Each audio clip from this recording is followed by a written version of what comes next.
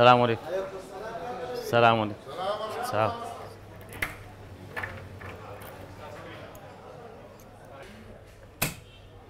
ئەو پیشەیە پیشەشی لە لای من زۆر گەورەیە. یەکەم چشت کە چاوم کردتۆ لە ناو ئەو پیشە کردیتمەوە. ڕۆژێک نیمە دوکانەوە زام شتەکەم بزر کردیا.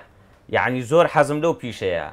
ڕۆژانەش دوعای لە وەستایەکەم دەکەم کە ئەمنی فێرە ئەو پیشەیە کردیا.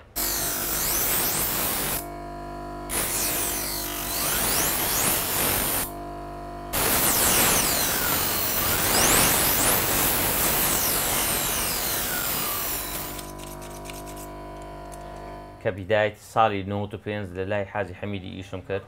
تقریبان ساڵێک و نیو 2 ساڵ بەس تەماشا دەستم کرد هەتا فێرە ئیشەکان بووم. دوایی کاگە ڕەسوول هەیە ئیشی قیمەی دەکرد لە شێخەڵای چەخۆکی هینا کنم گوتی ئەوم لۆتیش کە حاجی حەمید لە دوکان نەبوو چوو بووە تازیەوە ئەو شتانە گوتم تاخیر دەبی کاک حاجی لێرە نییە گوتی ئەتوو لە بۆم تیشکە منیش لە بۆم تیش کرد. پاش مانگەچی هاتەوە کن حاجی حەمیدی گوتی ئەو چەخوا نەبیل لە بۆم نی تیش کردێ وەستا نەبیل ئەویش تەماشای کرد گوتی زۆر زۆر باشی تیش کردە ڕەبی دەست خۆش بیتن. لە ئیدی لە دواوە بەخۆم چەخۆم تیش دەکرد مخەسی حەلاقی بوو خەیاتی بوو ئاخیری وەی لێ هات جە و بڕێک زەحمەتە چاکردنی جەوی مەڕبڕین و ئەوشتانە برێن خوڕی مەری پێدەبڕن. ئەوانش ئەلحەمدوللا فێر بووم لە خوای بەزیادبی.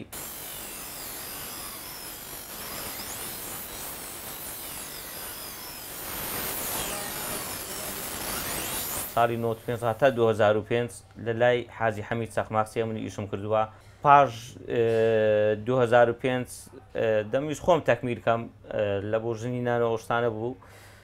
ئەمن هەستام گوتم مام حاجی ئەمن دەمەوێت سەحابی دوکانی خۆم لۆ خۆم دوکانی دادەنێم بەس وەکو وەفایە کە ئەتۆ منت فێرە ئەو سنعاتە کردیا ئەمە وعد بی ئەو ئیشەی ناکەم هاتە ئەتوو لە ژیان دامای بەس لە دوای تو ئینشاءڵڵا لێ ناگەڕم سنعاتەکە ون بیتن لە هەولێر وعد بی ئەمن دەست بۆ ئیشەی دەکەم.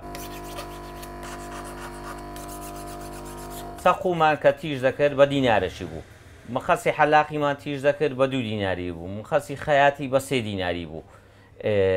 جەوی مەڕبڕینەوەانە بە 3 دیناری هەبوو جەو هەبوو ماندی و هەتا 5 دیناری دەڕۆی. بیورمان چادەکرد بە 5 دیناری بوو بە 8 دیناری و ئەگەر کوورەی بویست بە 10 دینار تەکلیفی دەکرد. تەورداسمان چادەکردەوە برێن تەورداسە دەستکردەکان ئەوانە هەون ئەوانە دەستکردن ئەو تەورداسانە ئەوانە ئەگەر دەوەکان کوورەی بویست بە 10 دینار بوو ئەگە کوورەی نەویست بە 3 دیناری تیژ دەکرا.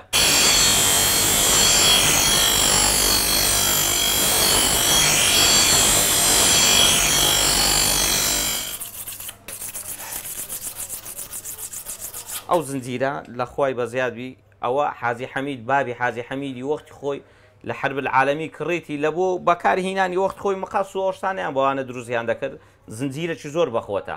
لە دوایوی بابیان ئەمری خوای کردیا ئەو زنجیرە لە لای حاجی حەمیدی ماوە ئێستا حاجی حەمیدیش ئەمری خوای کرد ئەوە لە کنەممایە ناکردنەکە تەقەت بووە. چەخۆی قەسابی زیایە چەخۆی مەدعەمی زیایە چەخۆی برێن زەڵاتەوە ئەوشتانە جیایە چەخۆی ماسی جیایە ماسیش چەخۆی خۆی هەیە ئەنی نابی وەکو چەخۆکانی قەسابی ئەوشتانبی. چەخۆ بۆ شتانە کول دەبیتن یەکەم شت بە پیاس دووەم تەماتە سێەم بە حامز دەوەکەی دەسووتێنیتن. جوانترین دیاری لە لای من ئەو مخەسەیە کە حاجی حەمید بەدەستی خۆی دروستی کردیا تەمەنی 80 ساڵە و جوانترین دیاریژەوەیە کە سنعاتەکەی بە من بەخشیوە کە حاجی حەمید ئەمری خوای کرد هەزار ڕەحمەتی لێبی لە دوایوی لە بە خۆشەویستیوی 6 مانگ پاشووی کە ئەمری خوای کرد ئەو ئەمنە و سنعاتەمدانە. پێشتر چەخۆکان چەند چەخۆک هەبوو مارنج هەبوو دەرەجەیەک بوو مارنجی مخەمەریان پێدەگوت لۆ قەسابی بەکاریان دەهینا. لە دوایوی چەخوو مشار هەبوو مشاری نەجاریان دەیان کردە چەخوو پاشوی چەخووی ئەوە هەبوو برێن سپرینجی دەڕابی هەبوو زۆر بەخوەت بوو ئیسپرینجی دەڕابی لۆ 2 نەوعیان بەکاردەهینا یەک دایان کردە تەورداس لە بۆ گۆشت لەتکردنەوە دووش دایان کردە چەقو لە بۆ نەرمک بڕین.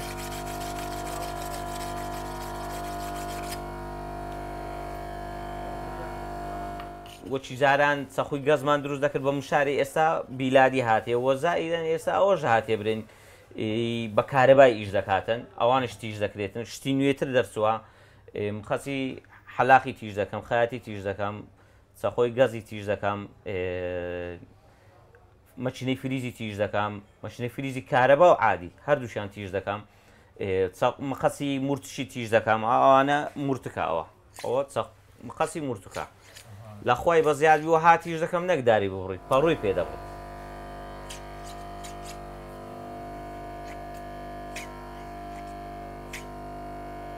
ئیشاڵڵا پلانم داناوە لە خۆی بە زیادی ئەلحەمدولیلا کوڕم هەیە ئەگەر ڕێکرد هەردوو کوڕی خۆم فێر دەکەم ئەو ئیشە لە ناو نەچیتن کو ئەمن وەم کرد پیشەکە لە ناو نەچیتن تقریبان لە ناو چۆی ئێستا پیشەکەمان کەم کەس ئەو ئیشەی دەکات خەرکانەکەی هەر پێ شەرمە برێ ئەو ئیشەی دەکەم بەس ئەمن لە بە خاتری وەستام کە وعدم پێدا گوتم وعدوی لە دوای تو لێ ناگەڕم بۆ پیشەیە ون بیتن